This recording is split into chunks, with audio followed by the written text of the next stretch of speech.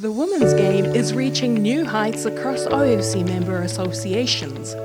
In 2023, the FIFA Women's World Cup will be co-hosted by Australia and New Zealand, giving Oceania unprecedented access to the largest women's football event in the world. The impact of the Women's World Cup on the women's football landscape in the Pacific region is going to be massive. And I think Oceania as a confederation has a huge role to play in that, and that work has to start now. It's not during the World Cup or after the World Cup that work has to begin. It has to start now. And I'm really heartened by some of the activities and programs that I've seen already being implemented in the Oceania region. As a Samoan woman, as a daughter of the Pacific, it's amazing to see the progress that the women's game has made over the past few years in Oceania. Earlier this year, OFC launched its Women's Football Capacity Building Program aimed at enhancing the sustainability of women's football while building stronger communities within the OFC football family. Already taking advantage of the new opportunities, New Zealand Football has just wrapped the second block of the Women in Football Leadership Program, which challenges the old rules of leadership and forges new paths for women involved in the administration of the game. I think at the start of this year we only had 4 of the 11 member associations with women's development officers, and now I'm really pleased to say 10 out of the 11 have women's development officers. It's really, really great to see so many general secretaries and presidents really supporting the game, both supporting the development of the women's football development officers, but also financially investing in the game as well. In the last 5 years, we have witnessed a gradual increase in female participation across the region. It's a great starting point to developing female leaders in the game. However, like many things in life, this too has its challenges. One biggest challenge that I face was to win the respect of not only male colleagues but males in general. Another challenge is to help people understand that females do play a vital role and they can also contribute to male-dominated fields. That's something we all can talk about, but it has yet to be seen, done well and better in our region. Another challenge that I'm faced with, over the years, is to help people around me and with other activities that I'm involved in understand the real meaning of gender equality, and that's having equal say or participation in everything and anything that we do in football. With the OFC capacity building program that's recently introduced, I'm so privileged to be part of it.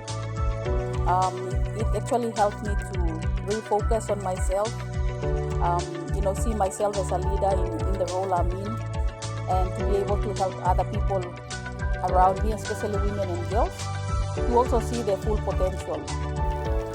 For Tonga, they were fortunate to be amongst the 6 countries to pilot the FIFA participation program in 2018, which saw the birth of Helala Manongi, a program designed to boost participation numbers, which has been implemented across the island groups of Tonga. This program caters for girls between the age of 13 to 16. There are 49 communities participated, and they are all implementing the curriculum which has been tailored to the local situation. Helala Manongi make a huge contribution to build a stronger communities. Running this project, I could see how this project really brings the young people to work together with the elderly people of the village. So I can see their connection is getting stronger. Tahiti has also been steaming ahead with their women's programs. This year it is the 3rd year that we have a women's championship. We have a senior league with 6 teams. We have under 23 league with 7 teams, and it's a really good championship. also for the first time an under 16 women championship. In Oceania we are all together, and it's really important for me to say to the other country we have to work also with young selection, not only for the senior one, for the under 16, for the under 19. It is the future of our selection. Building an image for the women's game in the Pacific is a task each country has to approach strategically. Solomon Islands, which recently completed their National Women's League, appears to be on the right track, with clubs focusing on the growth both on the field and off it. I think it's been extremely positive having a new Premier League this year for the female teams. It's been very, very encouraging, the support, the sponsorship that the female Premier League have received.